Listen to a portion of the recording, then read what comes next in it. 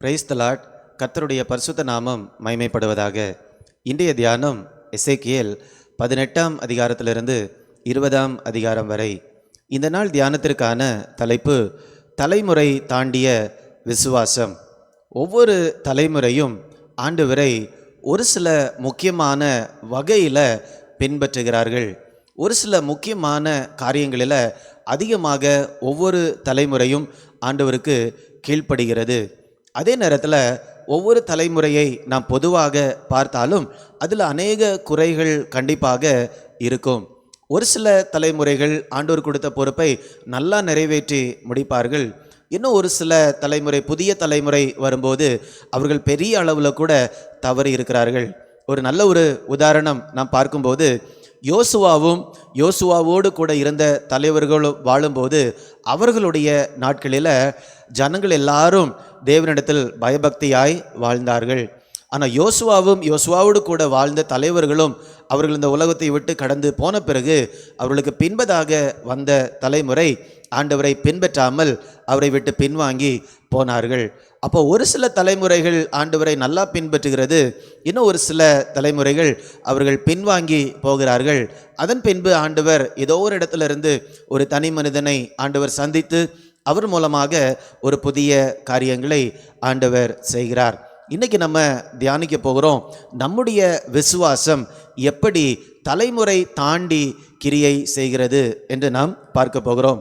ஒரு 3 காரியங்களை நாம் குறிப்பாக தியானிக்கலாம். அதற்கு முன்பதாக எசேக்கியேல் 20ஆம் அதிகாரம் 18ஆம் வசனத்தை நாம் வாசிக்கலாம். வனாந்திரத்தில் அவர்களுடைய பிள்ளைகளை நோக்கி, நீங்கள் உங்கள் பிதாக்களின் முறைமைகளில் நடவாமலும் அவர்களுடைய நியாயங்களை கைக்கொள்ளாமலும் அவர்களுடைய நரகலான விக்கிரகங்களால் உங்களை தீட்டுப்படுத்தாமலும் இருங்கள். இந்த வசனத்தில் ஆண்டவர் சொல்லியிருக்கக்கூடிய காரியம் என்னவென்றால், நீங்கள் உங்களுடைய பெற்றோர் பின்பற்றின காரியங்களை நீங்கள் பின்பற்றாதீர்கள். ஏனென்றால் அவர்கள் பின்வாங்கி போன ஒரு தலைமுறை. அதனால் அவங்க செஞ்சது மாதிரி நீங்கள் செஞ்சீங்கன்னா நீங்களும் தேவனை விட்டு பின்வாங்கி போவீர்கள் என்ற காரியத்தை ஆண்டவர் இந்த வசனத்தில் சொல்லியிருக்கிறார். இந்த வசனத்தை நம்ம ஒரு 3 கோணங்களில் நாம் தியானிக்கலாம். முதலாவதாக, ஒவ்வொரு தலைமுறையை நாம் பார்க்கும்போதும் ஆண்டவர் ஒரு புதிய வாய்ப்பை அவர்களுக்கு கொடுக்கிறார். ஒவ்வொரு தலைமுறை மூலமாகவும் ஆண்டவர் ஒரு குறிப்பிட்ட நோக்கத்தை நிறைவேற்ற வேண்டும் என்று அவர் சித்தம் கொண்டவராக இருக்கிறார். அதனால் ஒவ்வொரு தலைமுறையும் நம்ம எப்படி பார்க்க வேண்டும் என்றால், இது ஆண்டவர் எங்களுக்கு கொடுத்த ஒரு வாய்ப்பு. ஆண்டவருடைய திட்டத்தை குறிப்பிட்ட வகையில் செய்வதற்கு ஆண்டவர் எங்களுக்கு கொடுத்திருக்கக்கூடிய வாய்ப்பு என்று தான் நாம் பார்க்க வேண்டும். ஆண்டவர் ஒரு 10-20 வருஷத்துக்கு முன்னால் கிரியை செய்த விதம் வேற, இன்றைக்கு ஆண்டவர் கிரியை செய்கிற விதம் வேற. ஆண்டவருடைய நோக்கம் ஒரே நோக்கமாக இருக்கிறது, மனுக்குலத்தை அவர் ரட்சிப்பது, சபையை பரிசுத்தப்படுத்துவது. ஒருவேளை இந்த நோக்கம் ஒரே நோக்கமாக இருக்கலாம், ஆனால் ஆண்டவர் கிரியை செய்யக்கூடிய விதங்கள் வித்தியாசமானதாக இருக்கிறது. அதனால் எப்பொழுதுமே ஆண்டவர் நம்ம தலைமுறைக்கு வைத்திருக்கக்கூடிய சிறப்பான நோக்கங்கள் என்ன என்பதை நாம் கண்டுபிடித்து செயல்பட வேண்டும். ஒரு சின்ன உதாரணம், மோசேயுடைய நாட்களில் நாம் பார்க்கும்போது எகிப்தில் அடிமையாக இருந்த ஆண்டவருடைய ஜனங்களை எகிப்தை விட்டு வெளியே கொண்டு வருவதற்கு ஆண்டவர் மோசேயை பயன்படுத்தினார். ஆனால் யோசுவாவை நாம் பார்க்கும்போது வனாந்திரத்திலிருந்து கானானுக்கு உள்ளால கொண்டு போவதற்கு ஆண்டவர் யோசுவாவை பயன்படுத்தினார். அப்போ மோசே, யோசுவா இவங்க 2 பேரும் வேதத்தில் அவங்க சேர்ந்து தான் வாராங்க. யாத்திராகமம் புஸ்தகத்தில் இருந்து நம்ம பார்க்குறோம். ஆனால் மோசேக்கு ஆண்டவர் வைத்திருந்த பெரிய சித்தம் என்னவென்றால் அடிமைத்தனத்திலிருந்து வெளியில் கொண்டு வருவது. ஆனால் யோசுவாவுக்கு ஆண்டவர் வைத்திருந்த சித்தம் என்ன? அவங்க வனாந்திரத்திலிருந்து கானானுக்கு உள்ளாக கொண்டு போவது. அப்போ அடுத்தடுத்த தலைமுறைகளை குறித்து நம்ம பார்க்கும்போது ஆண்டவர் குறிப்பாக வித்தியாசமான வகைகளில் ஆண்டவருடைய பெரிய நோக்கத்தை நிறைவேற்றுவதற்கு ஆண்டவர் பயன்படுத்துகிறார். அதனால் ஒவ்வொரு தலைமுறையும் இது ஆண்டவர் எங்களுக்கு கொடுத்திருக்கக்கூடிய பெரிய வாய்ப்பு. ஆண்டவர் எங்களை கொண்டு என்ன செய்ய விரும்புகிறார் என்று ஆண்டவரை சார்ந்து வாழ வேண்டும். இரண்டாவதாக, நம்ம பூர்வீகமாக கடந்து வந்து கொண்டிருக்கக்கூடிய பாவ வழிகளை அழிக்க வேண்டும். We should break the sinful generational patterns. ஒரு சில பாவ காரியங்கள் தலைமுறை தலைமுறையாக அது கடந்து வந்து கொண்டே இருக்கும். எந்த ஒரு குறிப்பிட்ட தலைமுறையிலையும் அதை சரியா அவங்க கையாண்டிருக்க மாட்டாங்க, சரியா ஹேண்டில் பண்ணியிருக்க மாட்டாங்க. அப்போ ஒவ்வொரு தலைமுறை புதிதாக வரும்போதும் அது அவர்களுக்கு ஒரு வாய்ப்பு. அப்படிப்பட்ட தலைமுறை தலைமுறையாக வரக்கூடிய காரியங்களை உடைத்து ஒரு புதிய ஒரு பேட்டர்னை உருவாக்குவதற்கு அது ஒரு வாய்ப்பாக ஆண்டவர் கொடுக்கிறார். நம்ம ஏற்கனவே வாசித்த வசனத்தில் அதனால தான் ஆண்டவர் சொல்றாரு, இப்படிப்பட்ட காரியங்களில் உங்கள் பெற்றோர் செய்த விதமாக நீங்கள் என்ன பண்ண வேண்டாம், செய்ய வேண்டாம் என்று ஆண்டவர் சொல்லுகிறார். வனாந்திரத்தில் அவர்களுடைய பிள்ளைகளை நோக்கி, இரண்டாம் தலைமுறையை நோக்கி ஆண்டவர் சொல்லுகிறார், நீங்கள் உங்கள் பிதாக்களின் முறைமைகளில் நடவாமலும் அவர்களுடைய நியாயங்களை கை கொள்ளாமலும் அவர்களுடைய நரகலான விக்கிரகங்களில் உங்களை தீட்டுப்படுத்தாமலும் இருங்கள். நாம் நமக்கு முன்னால் சென்றவர்களை கண்டிப்பாக பின்பற்ற வேண்டும். ஆனால் ஒரு சில காரியங்களில் அவர்கள் தவறாக செய்வார்கள் என்றால் அந்த அடிச்சுவட்டை நம்ம என்ன பண்ணக்கூடாது, பின்பற்றக்கூடாது. ஆண்டவர் நம்ம மூலமாக ஒரு புதிய காரியத்தை துவங்க வேண்டும் என்ற தரிசனத்தோடு நம்ம ஆண்டவரை குறிப்பாக நாம் பின்பற்ற வேண்டும்.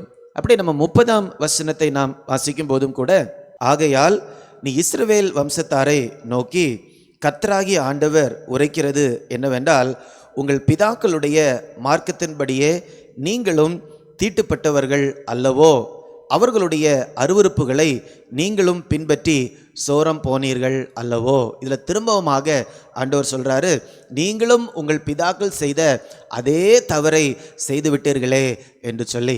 அப்போ ஒவ்வொரு புதிய தலைமுறை வரும்போதும் இரண்டு காரியங்களை நாம் பார்க்க வேண்டும். நம்முடைய பிதாக்கள் செய்த நல்ல காரியங்களை நாம் தொடர்ந்து செய்ய வேண்டும். அதே நேரத்தில் நம்முடைய முந்தின தலைமுறை எந்த காரியத்தில் தவறினார்களோ அந்த காரியத்தில் ஒரு புதிய துவக்கத்தை ஆண்டவர் நம்ம மூலமாக கொண்டு வருவதற்கு நாம் ஒரு கருவியாக ஆண்டவருடைய கரத்தில் நாம் காணப்பட வேண்டும். மூன்றாவதாக, நமக்கு ஆண்டவர் கொடுத்திருக்கக்கூடிய புதிய அடையாளத்தை சார்ந்து நாம் வாழ வேண்டும். நம்முடைய குடும்பத்தில் பார்க்கும்போது நமக்கு ஒரு அடையாளம் இருக்கும், சமுதாயத்தில் பார்க்கும்போது நமக்கு ஒரு அடையாளம் இருக்கும், இன்னும் அநேக விதத்திலிருந்து நமக்கு அடையாளங்கள் இருக்கின்றன.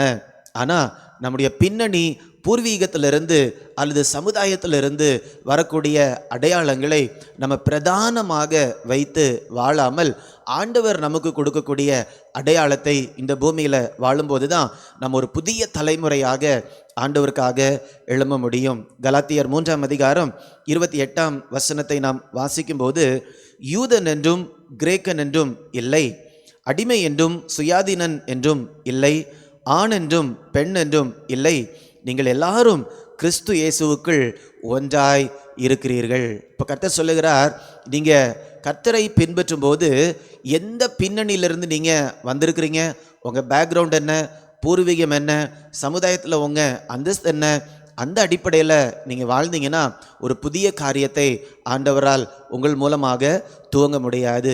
என்னைக்கு நம்ம ஆண்டவர் நமக்கு கொடுத்திருக்கக்கூடிய அடையாளத்தை மையமாக வைத்து நம்ம வாழ்கின்றோமோ அப்போ தான் ஆண்டவரால் ஒரு புதிய காரியத்தை நம்ம வாழ்க்கையில் துவங்க முடியும். புதிய காரியத்தை ஆண்டவரால் நம்ம மூலமாக அவர் நிறைவேற்ற முடியும். அதனால் எப்போவுமே தலைமுறை தாண்டி நம்முடைய விசுவாசம் காணப்பட வேண்டும். நம்முடைய விசுவாசத்தை எந்த ஒரு காரியமும் என்ன பண்ணக்கூடாது, தடுத்து நிறுத்தக்கூடாது. நமக்கு முன்னால் போனவங்க மட்டும் கிடையாது, எங்கெல்லாம் நம்ம ஆண்டவருடைய வார்த்தையோடு ஒத்து வராத மாதிரிகளை நம்ம பார்க்குறோமோ அதற்கு நம்ம தூரமாகவே காணப்பட வேண்டும். வேதத்தின் மாதிரி எந்த இடத்துல இருந்தாலும் நம்ம அதை என்ன பண்ண வேண்டும், பின்பற்ற வேண்டும். அப்படியாக நம்முடைய விசுவாசத்தை புதிதாக நாம் வைத்து கொண்டே இருக்க வேண்டும். அடுத்த தலைமுறைக்கு நல்ல ஒரு மாதிரியை விட்டு செல்லக்கூடிய அளவுக்கு நம்முடைய வாழ்க்கைகள் கண்டிப்பாக காணப்பட வேண்டும். அப்படிப்பட்ட ஒரு கிருபையை கர்த்தர் நமக்கு தருவாராக. ஜெபிக்கலாமா? அன்பின் பரலோக பிதாவே, இந்த நல்ல நாளுக்காக உமக்கு நன்றி தகப்பனே. எங்களுடைய விசுவாசம் தலைமுறையை தாண்டி காணப்படும்படியாய் ஜெபிக்கிறேன் தகப்பனே. நல்ல மாதிரிகளை நாங்கள் பின்பற்ற ஆண்டவர் கிருபை தாருங்க. அதே நேரத்தில் வேதத்துக்கு ஒத்து வராத மாதிரிகளை நாங்கள் பார்க்கும்போது எங்களுடைய நாட்களில் அப்படிப்பட்ட காரியங்கள் உடைக்கப்படுவதற்கு நாங்கள் இடம் கொடுக்க ஆண்டவர் கிருபை தரும்படியாய் ஜெபிக்கிறேன் தகப்பனே. அப்படிப்பட்ட இடங்களில் ஆண்டவருடைய நோக்கத்தோடு ஒத்து வராத பகுதிகள் எங்கள் மூலமாக புதுப்பிக்கப்படும்படியாய் ஜெபிக்கிறேன். எங்களுடைய தலைமுறையில் புதுப்பிக்கப்படும்படியாய் ஜெபிக்கிறேன். கர்த்தருடைய புதிய நோக்கங்கள் எங்களுடைய நாட்களில் உருவாகும்படியாய் ஜெபிக்கிறேன். அப்படியாக நாங்கள் கர்த்தருடைய நோக்கத்திற்காக மாத்திரம் வாழ ஆண்டவர் கிருபை தாரும். ஆண்டவர் எங்களுக்கு கொடுத்திருக்கக்கூடிய தேவனுடைய பிள்ளை என்று சொல்லக்கூடிய அடையாளத்தை மாத்திரம் நாங்கள் மையமாக வைத்து வாழ ஆண்டவர் கிருபை தரும்படியாய் ஜெபிக்கிறேன். மீட்பர் இயேசுவின் மூலம் பிதாவே, ஆமேன், ஆமேன். God bless you. God bless you.